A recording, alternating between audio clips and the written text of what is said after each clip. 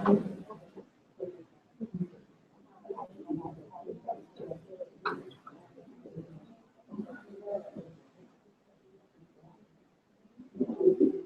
my smartphone says it's 5:30. I'm finding that my phone is smarter than I am.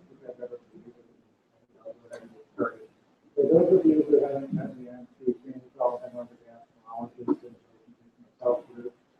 I practice with a gastroenterologist and very handy entry with back there.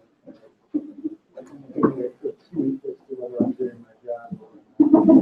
There's a number of nurses who have been endoscopy, but I think some of the things with the CCFA meeting several months ago was put on. But I will comment that I'm using some of the same slides from the CCFA for the presentation. I am relatively informal in my presentation. If anyone has any questions that they would like to answer along the way, feel free to raise your hand if it's something you didn't understand. Ask a question. I can be pretty relaxed in that respect. Many people here, I think, have been affected by inflammatory bowel disease, and it's estimated that there are about 1.4 million people or more in our society.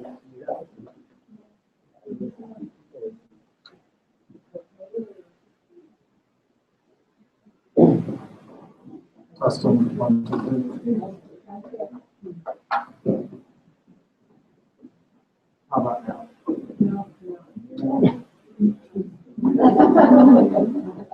Catching some glasses.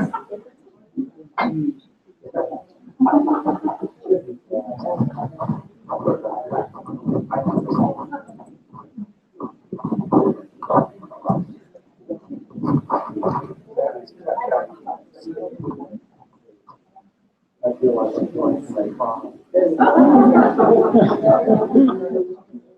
Okay, I think you might be able to hear me, particularly if I talk down like this. Basically, about 1.4 million people or more in our society are affected by Crohn's disease. Kind of a heterogeneous kind of a combination of two main disorders as we think of them. One is Crohn's disease, and the other was ulcerative colitis, and there's overlap between the two. And I'm going to talk a little bit about the similarities, the differences between the two, talk about medication, surgery, and kind of other options as far as treatment of these diseases, and how they can affect a person's overall quality of life. And again, every person is different in terms of how this disease affects them. And each person is somewhat different in terms of what is the best treatment for them as far as trying to control the disease. And everyone who's affected with this disorder, if they are educated, it improves the outcome. And the more education you have, the better off you are. One of the best sources for education is the CCFA.org website. They're a wonderful source of information. CCFA stands for Crohn's Colitis Foundation in America. Also, just for general health care, the Mayo.edu is always a very good source of information. You can always get good, unbiased information from those sites. Now, it's very important that people realize that we're not dealing with irritable bowel syndrome, and there's a lot of kind of similarity in some respects with symptoms that people can have irritable bowel. Irritable bowel can be variability of bowel habits, it can be constipation in some individuals, diarrhea in others. It can vary between the two. Some people have a predominant form of a diarrhea predominant form of irritable bowel, and many patients who have inflammatory bowel disease will also have irritable bowel syndrome, and that can keep us really working hard as diagnosticians trying to figure out what different disorders that there can be overlap. These are not mediated by allergies. Allergies in the gastrointestinal tract are kind of a black box. Standard allergies are mediated by an IgE immunoglobulin attached to a mast cell, releasing histamine and flow-reactive substance in anaphylaxis. There are people who have true food allergies, about 1 to 3% of the population. Most of the patients who have true food allergies will have a systemic reaction when exposed to certain foods, oftentimes nuts. There's a lot of I don't have any concern about naturopaths. A lot of naturopaths do for patients assessment of micronutrients. But I think they sometimes get off a little bit when they're kind of diagnosing people with food allergies, and the data that you get from the testing that's done in that type of a situation oftentimes confuses the issues rather than really kind of helps to clarify what's going on. And it's not an immune deficiency. In fact, these are diseases of immunity, but they're considered to be diseases of immune activation. The other thing that's very important in recognizing these disorders is that they are defined by chronicity. You don't have someone present with a week's worth of symptoms and they would have typically inflammatory bowel disease, ulcerative or Crohn's disease. We always, as practitioners, get phone calls from the emergency room. Patients that come in had 3 or 4 days worth of symptoms. They've had a little bit of blood in their stools. A CT scan's done. It shows inflammation. 9 times out of 10, that's infection or some other cause of inflammation, and it is not due to inflammatory bowel disease per se. These are diseases that by the time they present have been going on for quite a long period of time. There's a prodromal period, oftentimes, where you just can't pick up the diagnosis, and they usually present in somewhat of a stepwise fashion rather than typically presenting in an acute, urgent, or emergent type of a situation. And they are all treatable, it's just the treatment can sometimes be quite challenging. The other thing that you need to keep in mind with these disorders is that there's a clear-cut genetic predisposition. If you haven't inherited the genetic allele that puts you at risk for inflammatory bowel disease, to the best of our knowledge, you're not going to get either one of these two disorders. And as they note there, you'll frequently find that there are other family members who have been affected with these diseases. It's interesting that sometimes it may be ulcerative colitis with one individual, Crohn's disease with another. Sometimes it will skip generations, but the genetics all underlie this whole process, and they set up the individual to be susceptible to developing inflammatory bowel disease. There's probably some immune system disorders related to this genetic predisposition. Prometheus Laboratories in San Diego has certain types of genetic markers that they can measure that look at a person's relative risk. It's not absolute risk, but relative risk. There's a combination of different genetic factors that may allow an individual to end up developing these disorders. And it's like celiac disease. A lot of people walk around with the alleles for celiac disease and don't have celiac fruit. Something has to kind of trigger it, and we don't know what those triggers are. We think in many cases it's environmental factors. And in my estimation, it's probably infection.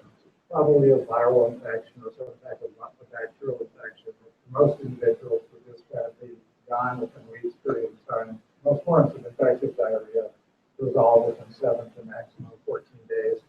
But in patients who have these disorders, it sets up this inflammatory cascade and it kind of initiates an inflammatory process that persists and will not shut off on its own.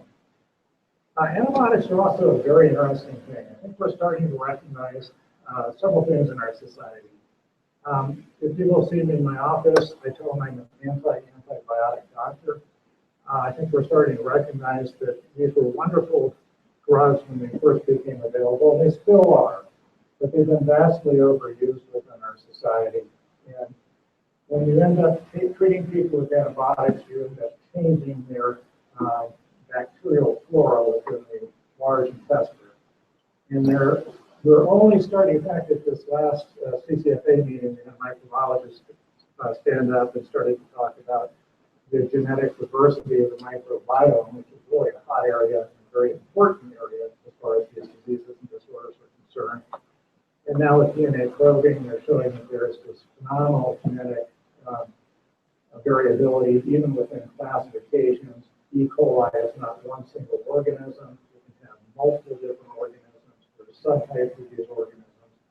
And there are different types of organisms that reside within your intestinal tract. As I like to say, there's the Western Democratic microbes, there's the Russian, Chinese, and the Islamist. And you don't want the Islamist running your country down there, because if you get bad bacteria running things, ISIL's down there, they do a lot of beheading and other bad things. Also kind of anti-non-steroidal anti-inflammatory drugs. And then some individuals use non-steroidal anti-inflammatory drugs. They're great for aches and pains or menstrual cramps. But in some individuals, they will cause little mucosal breaks within the intestinal tract. And we'll oftentimes do colonoscopies for screening purposes, go up and turn the corner, go into the small intestine, and you find a few scattered little erosions. You biopsy them, and they show acute inflammation. They don't have chronic inflammatory change. And almost uniformly, those patients have been taking non-steroidal anti-inflammatory drugs. And what may happen is that it causes little breaks in the mucosa. It allows the bacteria to get into the deeper levels. Those bacteria then kind of come into contact with your immune system.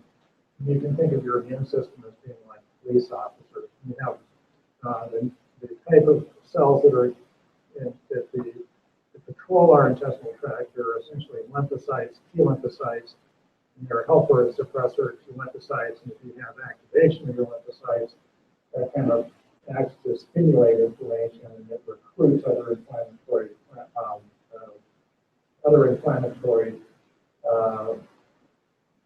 mediators such as polymorphic nucleosides. So you want to keep your biofilm intact for your intestinal tract as much as you possibly can, particularly if you're subject to these disorders or have one of these disorders. Diet is also very, very important. In our diet, we end up consuming a very high amount of omega-6 relative to omega-3 fatty acids.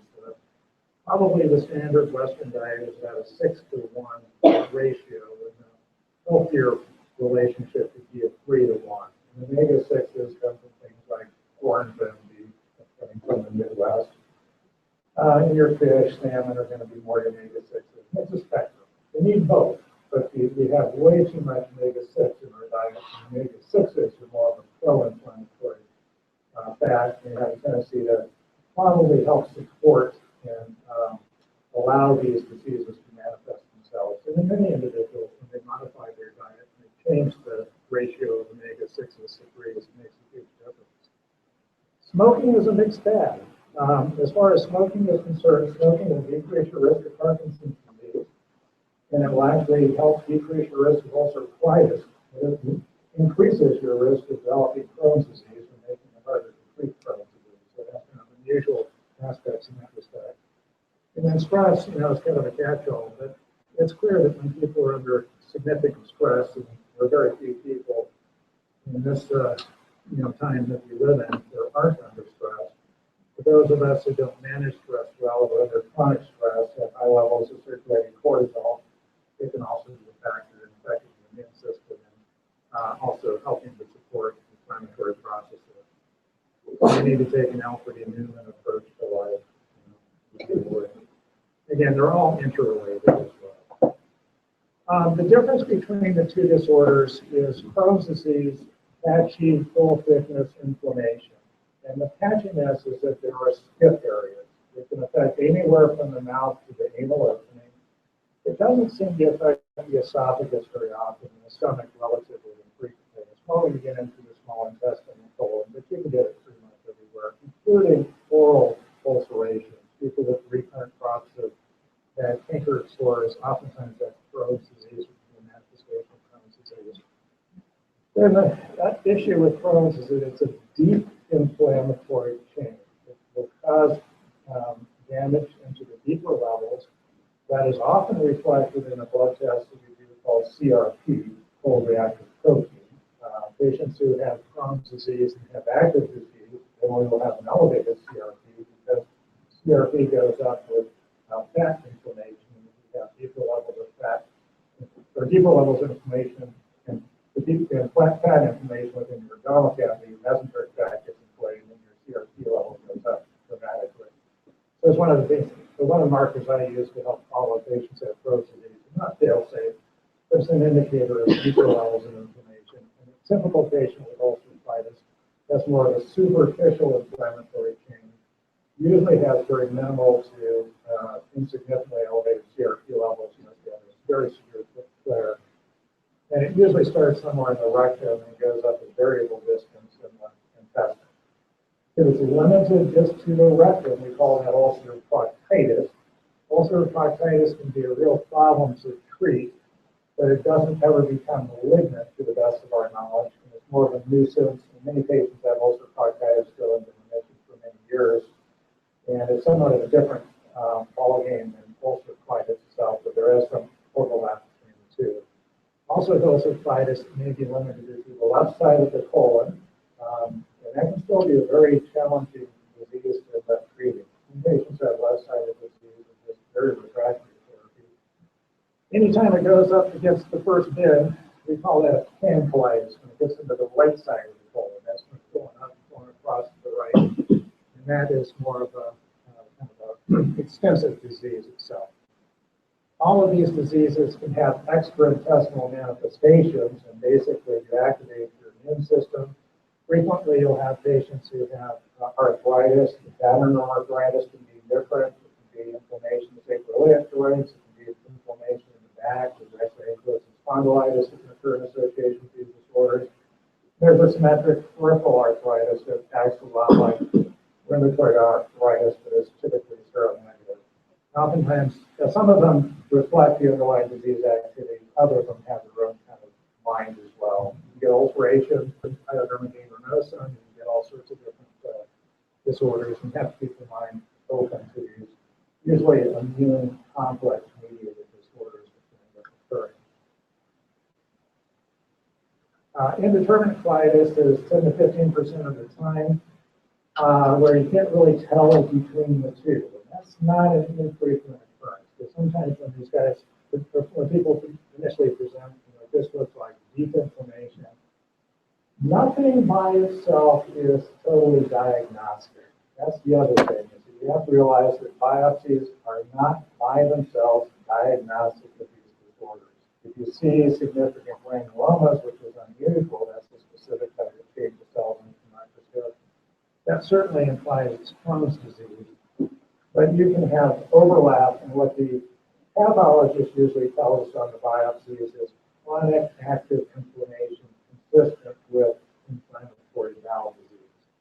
And it's up to us to look at the distribution of the disease, the nature, the character of the disease, and oftentimes how it behaves itself over time to try to determine whether it's Crohn's or ulcerative colitis. But many times it's just best thought of as an indeterminate colitis.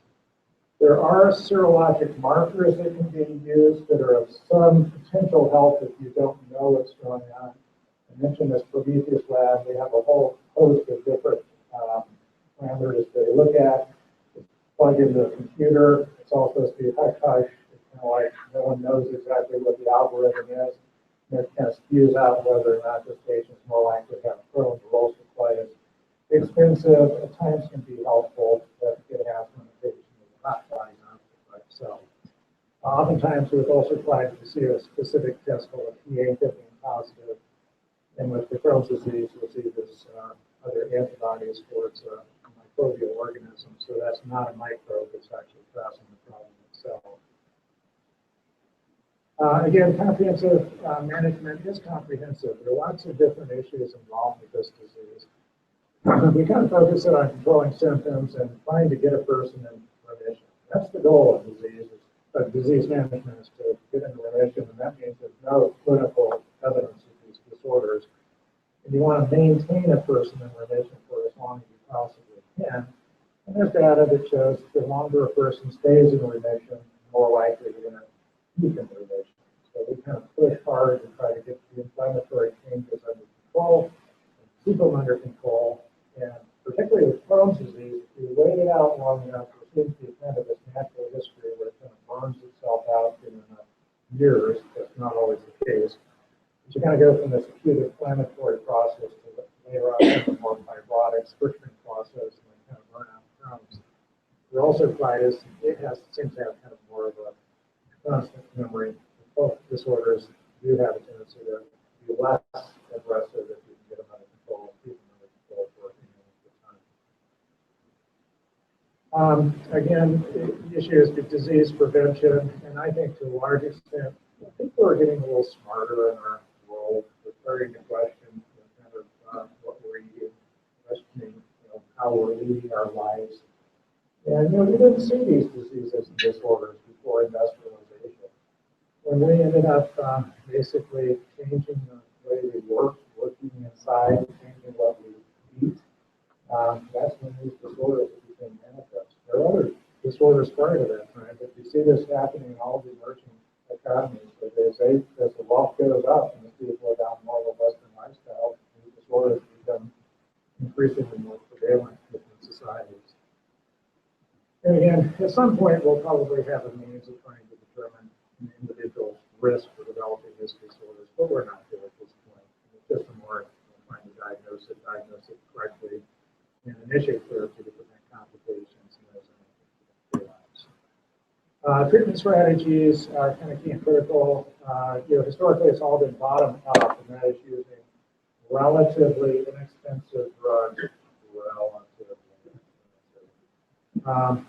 but relatively ineffective drugs, and then kind of increasingly more expensive drugs, but more effective drugs. And the trend is to go to the biologics, the more effective drugs, earlier in the course of the illness. But a lot of this is actually determined by the pharmacy benefit managers that we have to deal with on a day-to-day basis. The modern reality of medical care is that it's the cost. It's the cost of being the driver. If the biologics did not cost as much as they do, they would be used much sooner in the course of this illness. They're good drugs. They have their own set of issues, and we'll talk about those, but they can only be very life-altering intervention therapy, altering for the better when they're used appropriately in a person response. So generally what will happen is that you'll end up going on a mesalamine-containing medication. Steroids are only a very short-term form of treatment in this disorder. As I commented the last time where I put on this talk, it's like if your house is on fire, you're going to get the Central Valley District there and shoot water on the house just to save it. But it's not a means of prednisone are not a means of treating these diseases long term. They just have too much long-term toxicity. I have some patients who have gotten on steroids that just won't ever go off of them, but in the long haul of life, you end up getting osteopenia, osteoporosis, and osteoporosis in your femoral head, and the whole list goes on and on and on and on. Just not good drugs long term. And a lot of my push is to try to use corticosteroids, a standard corticosteroid for sparingly. And having said that, there's a type of corticosteroid called budesonide, which I will comment on, which is now in different formulations, which is like steroid-like.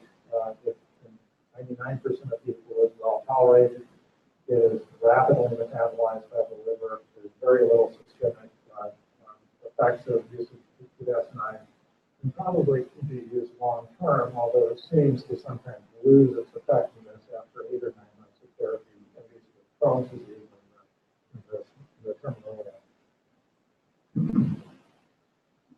And again, the greater the severity of the illness, the more likely you're going to end up needing intensification of therapy. And many of these therapeutic agents we use in combination, one with the other, and it depends a little bit on the severity of the illness. The more drugs you use together, the more potential drug interactions. But again, you have to balance out the good with the bad. And again, over-the-counter medications, prescription medication, surgery, and complementary alternative therapies. Over-the-counters, basically that's just treating symptoms. The antidiarrheal agents, loperamide, it's a very safe medication. It's an opiate. It works on the immune receptors within the intestinal tract. You can at Costco get 200 for about $4, if not less.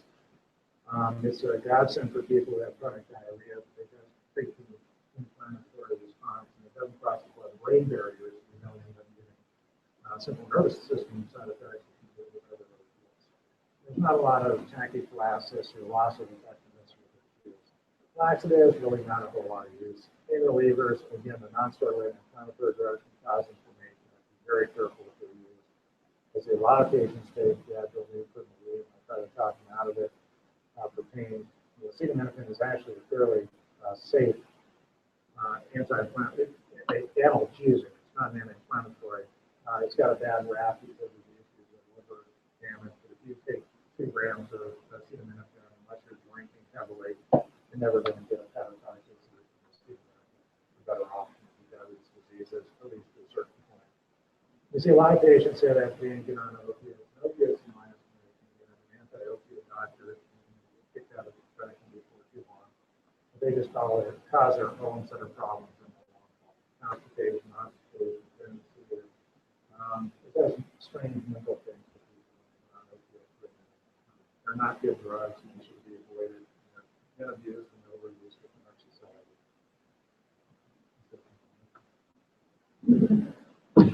Antibiotics, again, I'm kind of an anti-antibiotic guy, but there are certain situations. Patients who have got their colons resected, have had ileocalcium, anastomosis, hepatitis, antibiotics can be a godsend.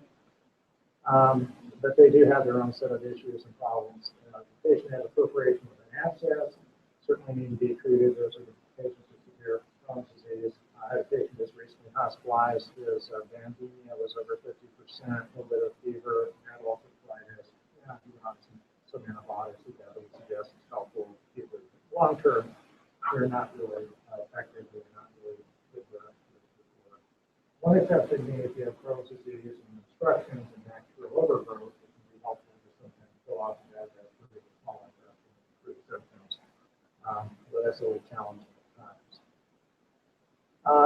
Again, ciprofloxacin, metronidazole, and xifaxan are the drugs we primarily use. Ciprofloxacin can cause this tendinitis. You can get tendon rupture with long-term use. It stores up in your soft tissues.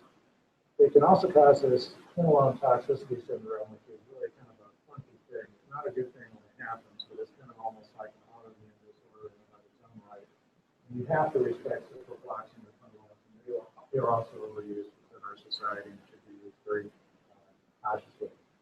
Metronidazole, if you're a mouse, you can end up having birth defects, not to our knowledge in humans, just nausea, alcohol with it. Not that you could drink worse, it's not alcohol with disorders.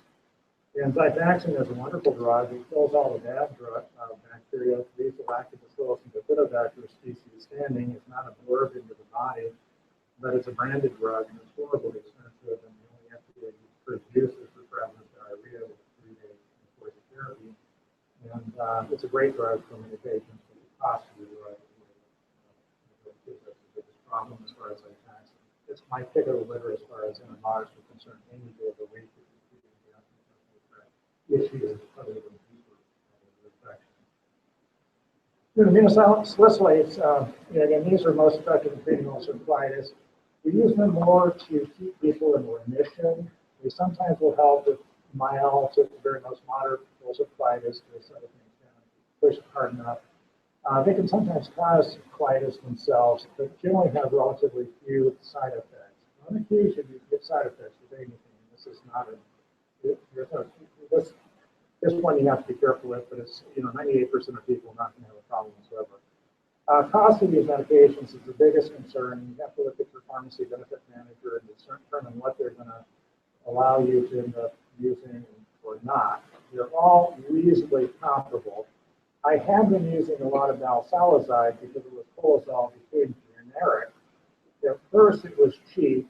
Now we're getting into this problem with the generics becoming expensive. It's a real tragedy in our society. But you think these are not generics. I can prescribe them with relative immunity, but the cost of valsalazide is going up. And I've actually found a patient recently as a cure-free drug on their pharmacy benefit manager, which is just nuts. But it's pure aminobenzoic acid, which is sunscreen. It has a diazo link to 5-aminosalicylic acid, which is the active ingredient. It doesn't form, cleave, released, and it's a reasonably effective drug. You can't take a lot of it for the full dose. It's 9 capsules a day. These other ones are more convenient. They're just different ways of releasing the mesalamine into the intestine. Because if you take mesalamine and it's absorbed in the small intestine, you don't get it into the colon. It's mainly working by getting contact, not by just going through the systemic circulation of the bathe the area concerned. Rectal suppositories can also horribly expensive. Sometimes you get them from Canada or elsewhere more cheaply. They're good drugs for patients who have proctitis. Gabapentin sometimes causes diarrhea. I hardly ever use it. Sulfasalazine was the original one from around for years. It's dirt cheap. It has sulfa. I swear, everyone I put on sulfasalazine is a people rash.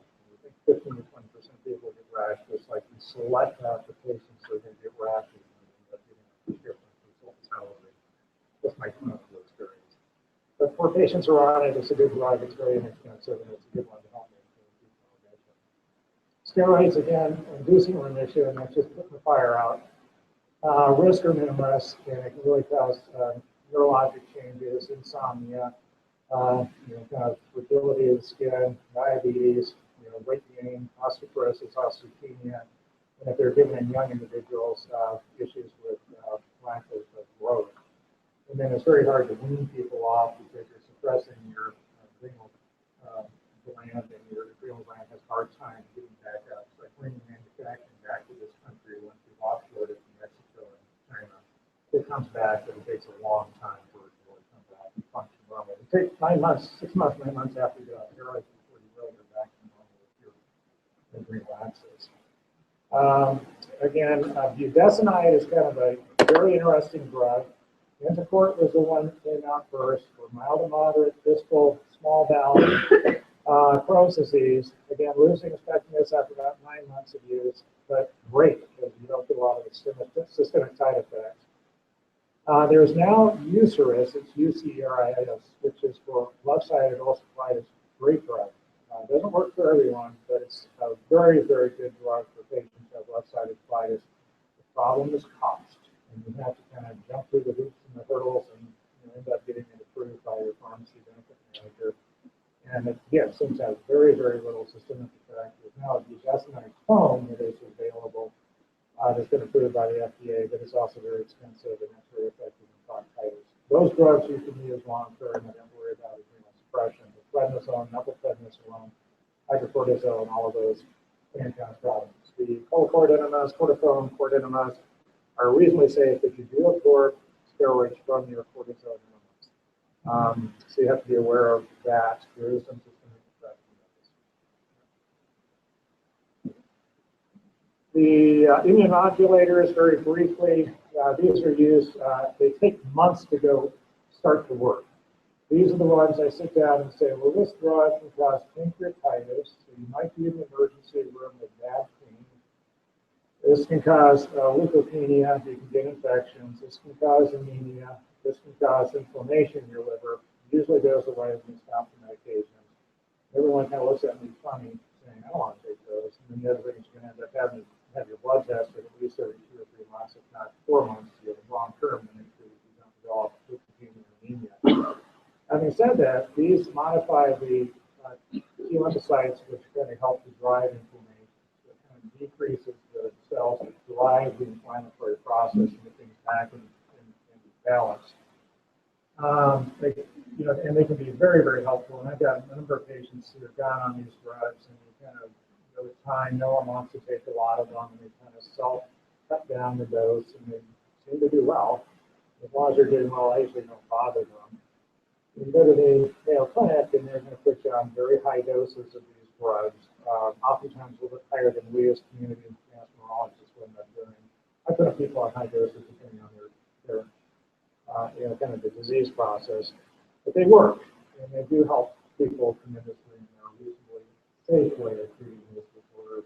But you have to understand the negative consequences and be monitored for such. And it's not everyone. All of these things, if they work, it's about 65 to 60%. So 70% standing mission for a year. And that's pretty much the numbers on everything. You get 66% response rate, and you're doing pretty well on these with these disorders. And again, the downside may be that long term you probably lose some of your heterogeneity of your lymphocyte population. You kind of become more like Bozeman, where we're a heterogeneous group here. You don't have a lot of other races, so to speak, and we don't know what the negative consequences of that are long term. People have rheumatoid arthritis long term, they lose heterogeneity of their lymphocytes. We as humans, as we age, lose heterogeneity, lose diversity, and again, what effect that has long term, we don't know. But just the case of kind of that loss of diversity in the lymphocyte population. I think that's going to be a topic of discussion going forward. Again, these are azathioprine 6-MP. We don't use cyclosporine.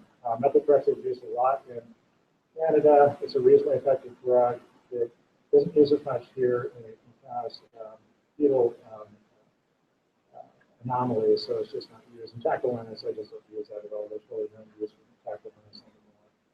The biologics are kind of the big ones, and again, these are designer drugs. The standard 3 biologics that we've had have been Remicade first, which comes from a mouse antibody.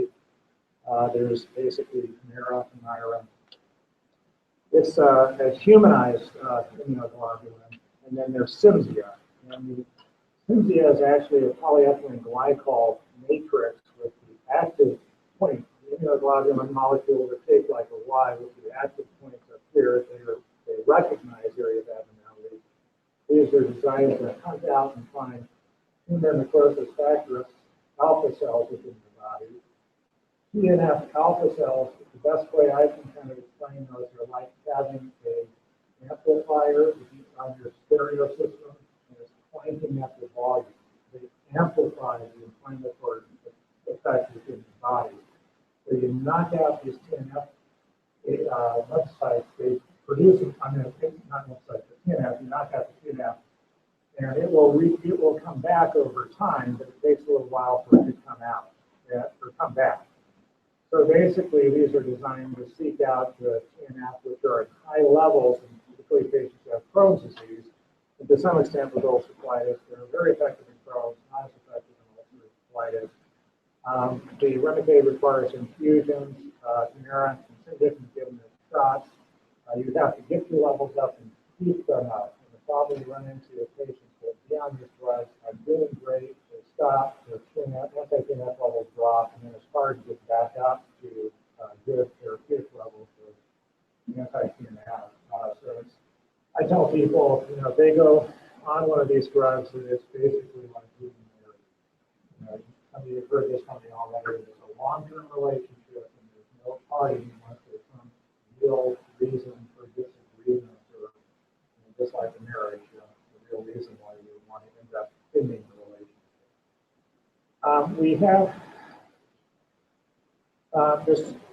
Again, those are the 3, and then the selective adhesive molecule, Tysabri, that was the one that caused loading spongiform encephalopathy. It's still available for some patients who have multiple sclerosis because it crosses the blood-brain barrier, and it allows this big virus in some individuals to end up having infection and brain rot, essentially, kind of like wasting disease, mad-cow disease. We have a new one called Antibiotics, which was released just within the last 6 months. We're just starting to use it at this point. It seems like I'm having more and more patients that are starting to come in bio, partly because they've been biologic failures, or at least anti-TNF failures. And it's very interesting. It's a drug that basically confuses the white blood cells. When you have inflammation, these white blood cells are like the troops that are carrying their guns with all their munitions in their backpack. And polymorph lymphocytes don't know where to go. If someone says they're giving you invitation, but no one told them to direct. So they kind of stay in the blood vessels. They don't move out, so they don't go to the side of the inflammatory process and turn down inflammation as a result. And the data that they have with these drugs is actually very good. It's about 66% single agent. Again, we'll have to see what happens long term with them, but I'm pretty excited about the bio, and I think it's going to be an excellent new drug for both Crohn's disease and ulcerative colitis. Again, these are just getting approval for these drugs, and we're starting to use them and giving protocol to use them as well. It's an infusion, you load up, and then you kind of stay on the infusion long term, just like this one. Any questions so far?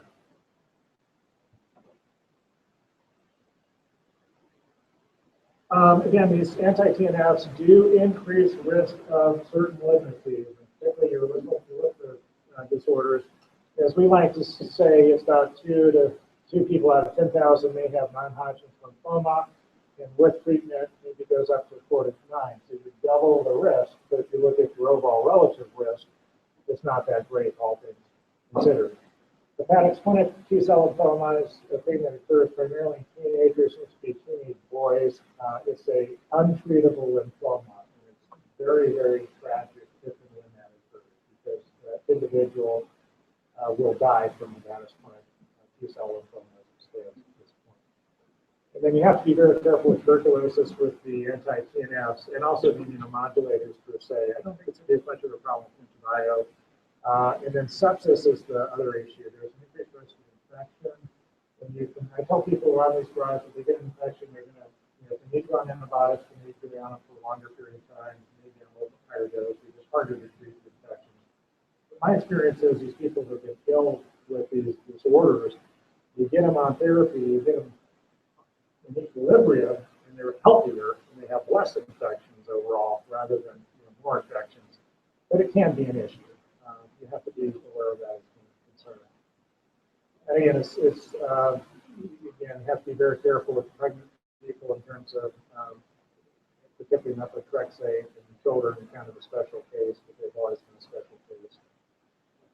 And this is just about clinical trials. And again, cancer needing surgery and Crohn's disease, reasonably high rate historically. I think the rate of needing surgery is starting to drop as time goes on. And that's just with earlier management, earlier introduction of anti-TNF therapy. But a lot of people present with fistulizing disease, females with bladder vaginal fistulas, or if you get a enteric vesicular fistula in your bladder, you got to do something about it. You treat the disease, try to get inflammation under control, but then it's a surgical disease after that. You have to be very careful about your surgery. We have very good surgeons here, but this is specialized surgery. It just really makes a difference who does your surgery. You have to be very knowledgeable. You have to think things through very, very, very carefully, and pick your surgeon extremely well in terms of when surgery is done. Because the outcome of these diseases is very, very dependent on surgical intervention and if it's done inappropriately or complications occur, it's not a good thing. And also colitis, 25 to 40%. Again, when it's young enough, it's usually an ileocalcium or anastomosis.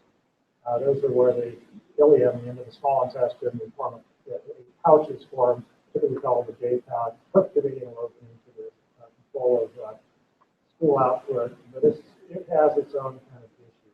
You have getting inflammation associated with the pouch, and some people that have had trouble with ulcerative colitis, end up with this disease, end up having ongoing need for medical therapy and intervention. It's challenging with the pouch issues in terms of the structure of the pouch. And the one thing with ileocalcium or anastomosis, it is totally critical on getting a good doctor to do your surgery. I just usually refer people to colorectal surgeons that are essentially walking on water as opposed to they do a very good day's work. And I try to steer patients away from any other location. Freedom clinic's very good. There are other people who can do ileocalcium or anastomosis, but if you have bad ulcerative colitis, you want to see the best person who does that type of surgery.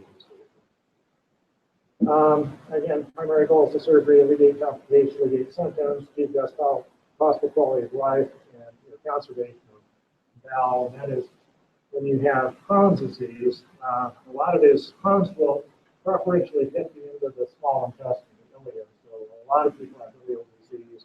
A lot of people have resections of the ileum. The problem is if you take out too much of your ileum, then you can have problems with chronic diarrhea from bile salt malabsorption. When you take away the ileocecal valve, they kind of keep bacteria, it allows bacteria to move up into the small intestine a little bit more easily. So there's kind of this whole issue of what is the appropriate surgery for the problem that you're confronted with as a surgeon. And it's not all size fits one. Also, colitis typically is failure of medication to control disease, intolerable medication side effects, dysplasia, or colon cancer. And sometimes you just have to have surgery. Anytime you have a perforation of colon, toxic negative colon, or obstruction, you've got to alleviate the obstruction. That's mechanic. You just have to go in there, or it's near-death experience. But all the elective surgery, you have to kind of look very carefully at who does it, where it's done, and what exactly is done. And with ulcerative colitis, you can cure the disease with surgery. So surgery is not an unreasonable option for a person who has hard to control disease. It's a lot better than taking potentially toxic and expensive medications long term. And again, types of surgeries: Crohn's, stricturoplasty, resection, colectomy, prostatectomy, and then you don't cure Crohn's disease. There's a natural tendency for Crohn's disease to come back within about a 5-year period of time after you have resection. And also colitis, you cure the disease and you remove control. Again, risk, they're just basically small bowel obstruction, blah, blah, blah. Nothing out of the ordinary And then this is complementary, approaches, and there are a lot of things out there: meditation, acupuncture, supplements, probiotics, and you name it, it's out there if you kind of look for it.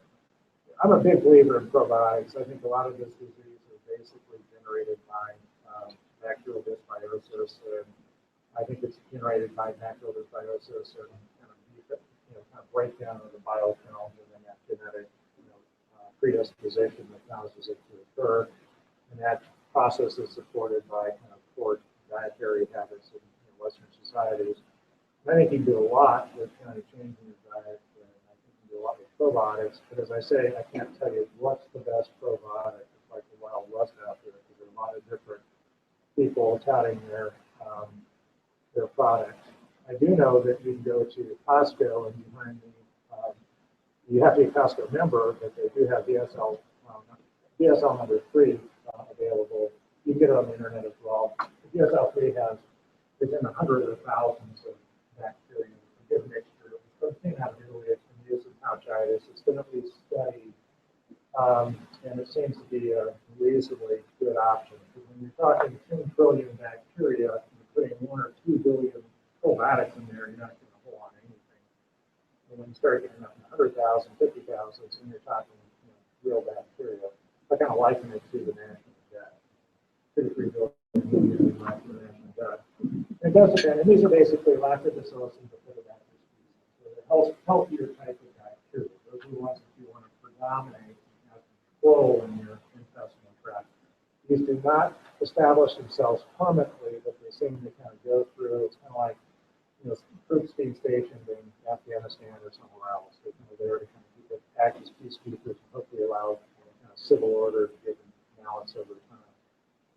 E. coli missile, 1917. It's kind of actually was a guy who he was during the trench warfare of World War I. Everyone was dying of all of these bad dysentery. There's one guy who could eat anything, never had any diarrhea, and they grew out E. coli missile in 1917, and they've been able to reproducibly produce that organism for years and years and years. It's called Modulator. You can get it out of Canada, you have to get over the internet. I was using it for a little while. It does seem to have some positive aspects, but again, it's a single organism, and I've kind of gone back to a broad spectrum of organisms. I'm also a big believer in good quality yogurt. And that means you read the label and it says, low fat milk or whole milk, I don't care about that. And yogurt culture is not a bunch of other crap in there because a lot of stuff has high fructose corn syrup, organic corn juice with sugar, it's just organic. You just have to be kind of a discerning consumer when you end up purchasing your yogurt. And I was kind of amazed when I was watching the Golden Globes and they had an advertisement from Lifeway, who was a producer of kefir, and kind of a little bit of a kefir kind of a disciple. And kefir is kind of from the Caucasian portion of the world, and it's a specific culture that has a wide variety of different organisms. And you drink 4 or 8 ounces of kefir, it's like a liquid yogurt, which is really the way that yogurt was meant to be. If you go to subcontinent India, yogurt is a horrible yogurt. It's not the custard style. It's all the stuff we have is just, basically mass produced. I'm not angry at the food industry, but they try to produce it good, it's cheap, and easy to produce, and plentiful in production, and it loses things in translation. The more you process food, and the more you add things like sugar to food, the less healthy it is for you in the long run. That's how people take a big farmer, you have less processing from the field to the table, and you'll be much healthier with that. And eat good, healthy foods. Makes a huge difference. And the other thing is this helminthic worms. It's really cool. Big ripworm, probably going to be approved at some point in the not too distant future. It's an intestinal big ripworm. It seems to go in and it makes your intestinal tract and you say, hey, I don't want to do ulcerative colitis or Crohn's. I've got something else to do. And kind of act against the whipworm. And it's really kind of very, very interesting and shows, I would say, great promise, not just promise. And I think that's going to be probably one of the next big forward advancements in terms of treating some of these disorders. And it will be a great adjunct form of therapy. Fish oils probably don't do a whole lot. I used to think that they're they're omega-3s, and I said you need more omega-3s and less omega-6s in your diet. But you know, it's American way is you just take more of something as a supplement rather than changing the underlying diet. There's no harm in it, but fish oils can cause diarrhea for some people. When you go to the Mayo Clinic, they'll say stop your fish oils if you complain of diarrhea. And the data that came out with fish oils for Crohn's disease was like 9 grams of fish oil a day, which is a tremendous amount of fish oil. I think you're better off just trying to modify your diet, and if you do take fish oil, just take a small amount of fish oil just to kind of top things off, not to take a large quantities of therapeutic dose. And for turmeric, it can increase the bile flow, sometimes can cause dyspepsia. But these are kind of interesting anti-inflammatory properties, help with peripheral arthritis for a lot of people. There's no harm in using it. But again, as far as I don't use it on a regular basis. Again, some of the things out there have some data to support them. I think that you always have to kind of, a lot of people I see have been seeing an naturopathic, they see complementary providers. I don't think we're not fighting each other. It's just, you have to kind of look at what are you doing, and I think some of those things are a little far out there, and you just have to kind of be careful not to go too far overboard with some of the things that are kind of out there. And like diet, everyone sits around and thinks, what's bad? And they kind of design a diet to exclude what's bad, and they don't take into consideration everything else. And then going from one kind of extreme to the other. And I was very pleased when I was at this last conference, Mary Jo Hazel, she had someone with her, and she said, "You're a nutritionist." She said, "No, I'm a nutritional scientist." And I was going, yes, because that's what we need is we need science in nutrition. And we're getting there. It's going to take a little while. And we're going to see a lot of important advances for nutrition, I think, this as well. Again, good nutrition. Don't get caught up in dieting diets with just healthy foods. It makes a huge difference. And again, I said no diet alters inflammation. That's not quite true. The Mediterranean diet and the Thai diet actually are anti-inflammatory diets. The Mediterranean diet is not a specific diet itself per se, but it's a diet that people have traditionally consumed within the Mediterranean basin. It's usually small amounts of protein, wide variety of different foods, and it actually is an anti-inflammatory diet and probably has benefit in these disorders. But again, I usually just recommend good, clean, healthy eating makes a huge difference. And again, this just talks about when you're ill, then you go on a modified diet, and the CCFA has information on that. People get confused about, I can't eat this, I have to get on this kind of diet. When you're healthy, we want you to eat good foods. This is only when you're unhealthy that you need to go to a kind of a low residue diet, which they do have in the during the flare here. Generally, just want to eat good diet, and all this other stuff I would recommend not eating. And again, talk about non-steroidal anti-inflammatory drugs, antibiotics can be a factor, stress can be a factor, not taking medications can be a factor. All those things are elements that can provoke this disorder and reactivate it if you're affected by it. Again, you have to take your medications, and that's very, very true of the biologics. It's extremely important. We're finding out with also the newer forms of treatment for hepatitis C, it's all compliance. And you get your patient to end up complying with medication, understanding why you're taking these medications. It makes a huge difference in terms of how we do. Any questions?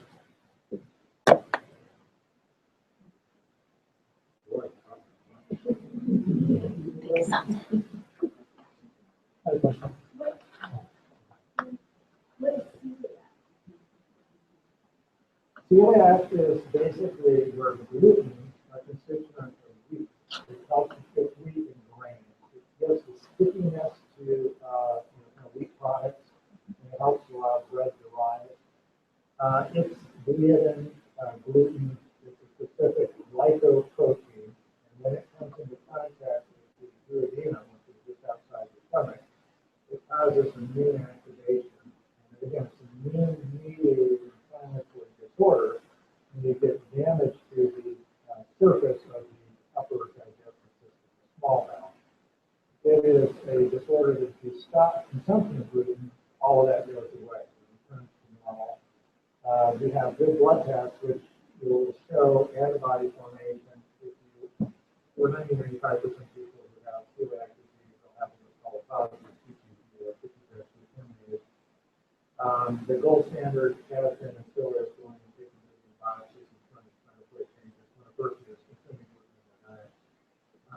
It's a very kind of hot button topic.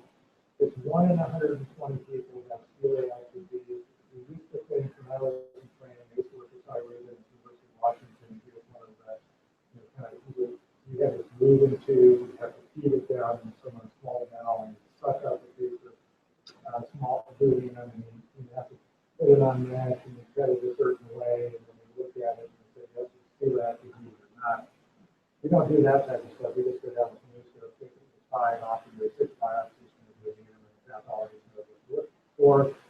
You have in your duodenum villi, and basically the villi, the microvilli on top of the villi themselves. So what happens with celiac disease is your lymphocytes and the tip of the lymphocytes and it progressively becomes more inflamed, and the lymphocytes for the villi start to get blunted, and eventually they become flat. It can be patchy. It usually occurs in the duodenum. Sometimes you can rarely have the minimal disease of bleeding and then inflammation downstream. It also acts to stimulate other autoimmune disorders. It sensitizes T lymphocytes. So you can have celiac disease and other autoimmune diseases kind of together, so they're not necessarily the same thing. And the key treatment for celiac disease is stopping gluten in the diet. 1 in 120 people have celiac disease. 1 in 250 have been diagnosed. We think that as many people who have been truly diagnosed with celiac disease are walking around with celiac disease and don't know. Now, I see a lot of people who are gluten intolerant, and we have to understand that there's a difference between gluten intolerance and celiac disease. It's probably a subset. There are probably some people that have the alleles for celiac disease and they have subclinical celiac disease. There's some. I mean, the CTP is a good test to do. Probably a group of people that kind of get a leaky membrane associated with low-grade inflammation, and they do much better when they cut out gluten. But then there are other people with the fruit cans, which are part of the wheat problem. It ties into irritable bowel and what are called fermentable carbohydrates. The fructose fruit cans, fructose are changed to fructose. And if the fruit cans are malabsorbed, it causes gas, bloating, it can cause other issues downstream. With irritable bowel, as I mentioned before, if you have fermentable carbohydrates, bacterial dysbiosis, and you leak the membrane within your colon, there's actually low-grade inflammation occurring. It's not on the level of this. It's not on the level of what's going on with celiac disease. When you cut out fermentable carbohydrates, everything gets better in those patients as well. But it's not. So there's this huge confusion, and you have to know: do you really have celiac disease, which means that you have the genetics and gluten that causes this inflammatory process, or do you have subclinical celiac disease, or do you just have kind of meat intolerance? So it's kind of long with it. It's kind of interesting. A lot of people think they have celiac disease, don't have celiac disease. They have meat intolerance. So did you mean that you said fermentable carbohydrates? And what is that? Is that meat? Well, Sue Shepherd is a nutritionist out of Australia. She wrote a book. Well, she actually came and gave a talk at the American College of Gastroenterology about 4 or 5 years ago. She was working with the gastroenterologist, and basically what they did is they kind of went through and just determined what foods are fermented by the intestinal bacteria. And that means there's off books. Okay, so it's like, and you can break it down into non-fermentable carbohydrates and ones that do ferment. And there are basically 5 groups of potentially fermentable carbohydrates. Okay, this is where it gets a little fuzzy. Fructose, which is added to everything. Fructose is passively absorbed in the small intestine. If you get enough fructose, you'll get fructose into your colon, because it has to have time for it to be, it's not actively transported into the body. There's also the issue of fructose to dextrose ratio that determines how well it's absorbed in the body. But we have so much fructose because 30% of the carbohydrate or the of our nutrition comes from corn, and fructose is kind of a lot of the fructose is in corn, and there's forms of fructose in wheat. Okay, so there's fructose. There's basically your fructans. There's lactose, which some of us are lactose intolerant. I see a lot of people who are lactose intolerant. It's not lactose, it's fructose. And then there are the basically the blanking on it, but it's the beans, the galactosides and that type of thing, the galactans, and that's the bean group. Some of the cruciferous vegetables, and they're what I call sugar alcohols. That's the sorbitol, mannitol, and other types of sugars, like sugar-free candy has basically mannitol or sorbitol in it. That sugar doesn't get absorbed in your small intestine, but it goes into your colon. And anything that isn't absorbed as carbohydrate goes into the colon is actually rapidly metabolized by the bacteria, and it can cause shifts in bacterial populations. It also causes the release of gas, 90% of which is absorbed in your body and exhaled as in your breath. But you get shifts in the bacterial population that occur if you have too many of these fermentable carbohydrates that go into the intestinal tract. And it can kind of cause this leaky gut. It's not scientifically proven, but I think it's correct. You get this leaky gut that ends up occurring, and it kind of ties into many patients who have irritable bowel. Irritable bowel is kind of an amalgam, but there's a subset of individuals where fermentable carbohydrates are the key drivers of the IBS type symptoms. Let me see. Let's see one other comment.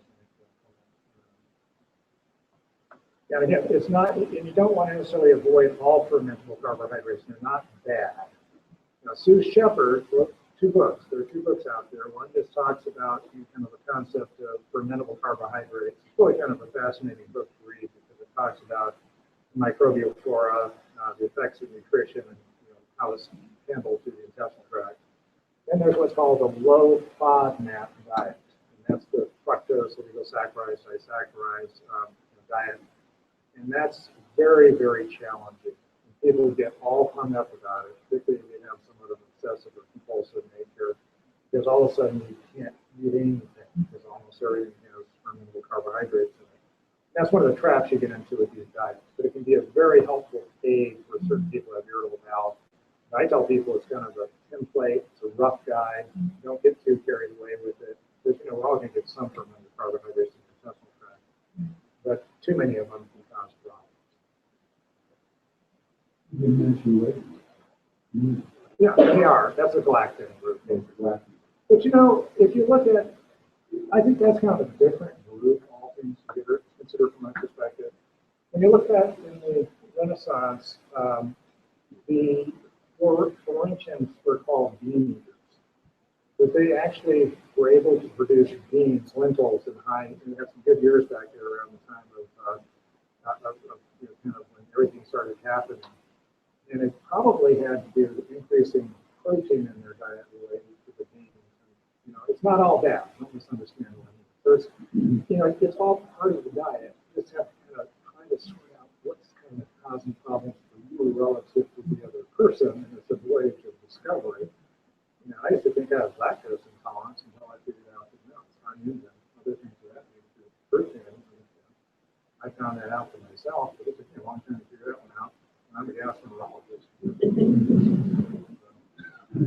Have you heard of a very rare, I think it's collagen?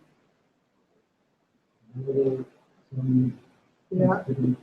Well, I think that at one point, and I'm not sure if this is what it was, there was something like there was some kind of herbal, not herbal, but it's kind of like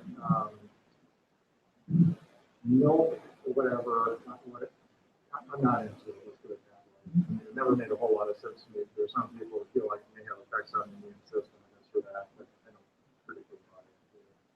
Not even a sensitivity to foods that you take. They lost me on that. Is there a rare disease or a sensitivity like allergy related to? Not that I'm aware of. I think you're talking about milk.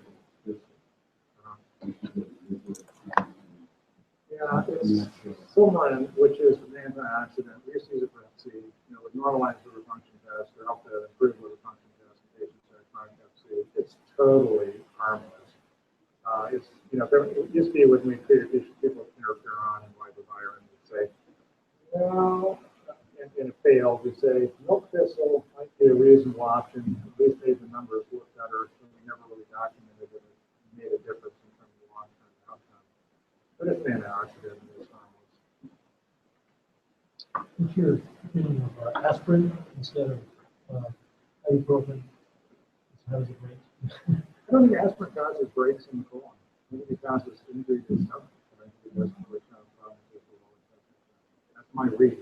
Almost all the stuff I see as far as those erosions, those little apples, kind of small erosions, it's all non-steroidal inflammatory drug. Maybe once or twice it might have been related to aspirin. But I personally think that low-dose aspirin is extremely, it's the stomach effects that really are the problem with aspirin, and not further downstream in the intestinal tract. That's my read of it. Whether science is right or wrong, I don't know. Was buffered aspirin or anything? Training on or not? Bufferin probably decreases the injury to some. What it does is it helps to disperse the aspirin a little bit better, so you can have higher concentrations in one area in your stomach. But the effects of aspirin are actually systemic. It affects prostaglandin synthesis, and you have to have prostaglandin to maintain your gastric mucosa. And some people are very explicitly sensitive to aspirin affecting their stomach more so than other individuals. But it's not just the aspirin being in contact, it's more going in the body and circulating. It seems to affect that prostaglandin synthesis. But if you get high doses topically, that can also cause harm. Where I look at it as I think that the ibuprofen has a non-steroidal inflammatory drugs, probably more of a direct kind of effect on the mucosa itself. That's my read at least. Oh